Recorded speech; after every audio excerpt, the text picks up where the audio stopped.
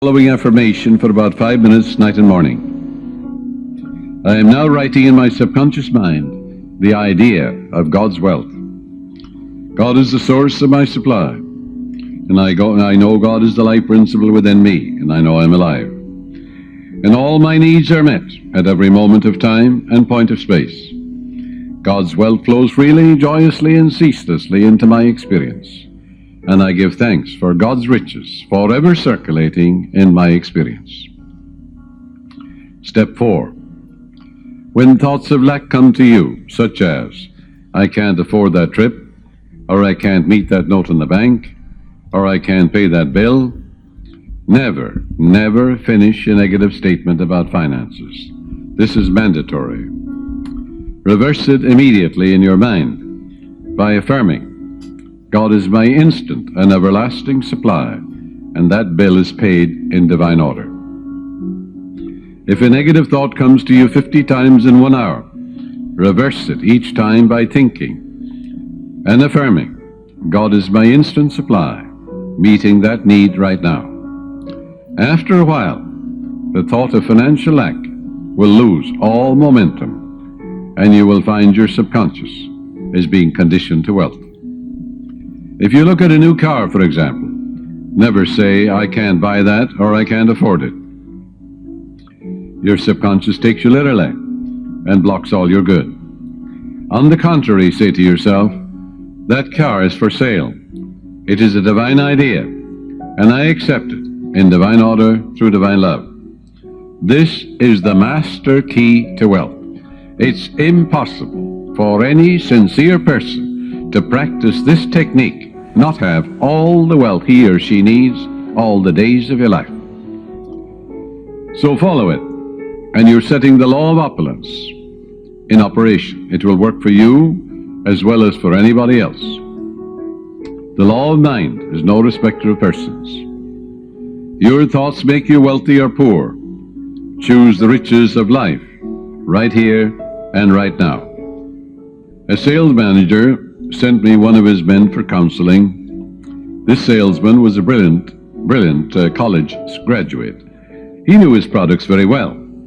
He was in a lucrative territory, but was making only $5,000 annually in commissions.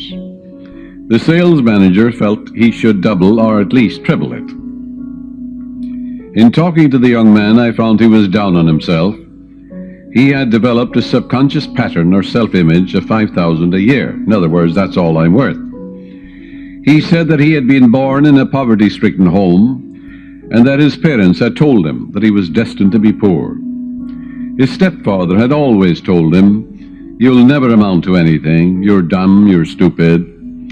These thoughts were accepted by his impressionable mind, and he was experiencing his subconscious belief in lack and limitation.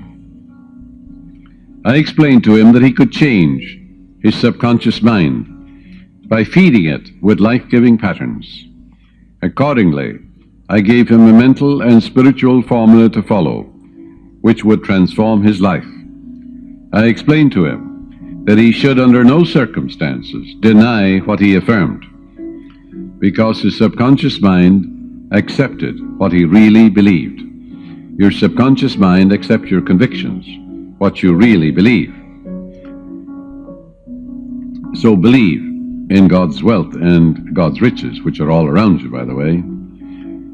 He affirmed every morning before going to work, I'm born to succeed. I'm born to win. The infinite within me can't fail. Divine law and order govern my life. Divine peace fills my soul. Divine love saturates my mind. Infinite intelligence guides me in all ways. God's riches flow to me freely, joyously, endlessly, ceaselessly. I'm advancing, moving forward, and growing mentally, spiritually, financially, and in all other ways.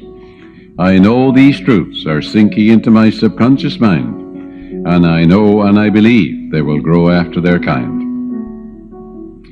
A year later, when I met this young man again, I discovered that he had been transformed. He had absorbed these ideas, which we had discussed, and he said, I am appreciating life now, and wonderful things have happened. I have an income of $25,000 this year, 5 times greater than the previous year. He has learned the simple truth that whatever he inscribes in his subconscious mind becomes effective and functional in his life. That power is within you. You can use it also. The young boy who's operating this machine while I am broadcasting, his name is Robbie Wright. He told me about his uncle who used to work in a bank. And this uncle wanted to make more money for his wife and his children. And he was always affirming, God is my instant supply, I'm divinely guided in all ways, infinite spirit opens up a new door. Well, he told me that his uncle was in town about 2 months ago, and that his salary now is $200,000 a year, all his expenses paid. And he was getting $40,000 when he started to realize the truth about himself. And he's able to do great things and living a wonderful life down south in another state.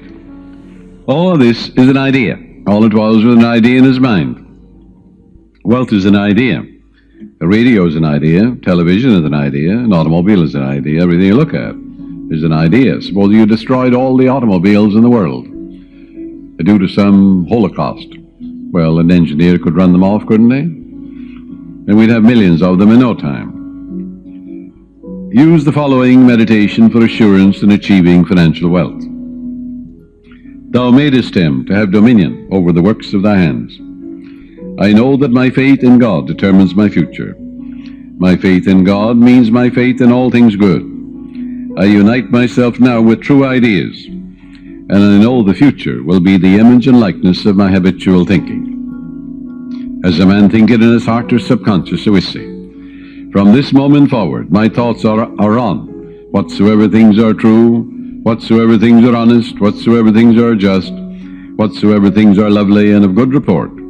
Day and night I meditate on these things, and I know these seeds, which are thoughts, which I habitually dwell upon, will become a rich harvest for me.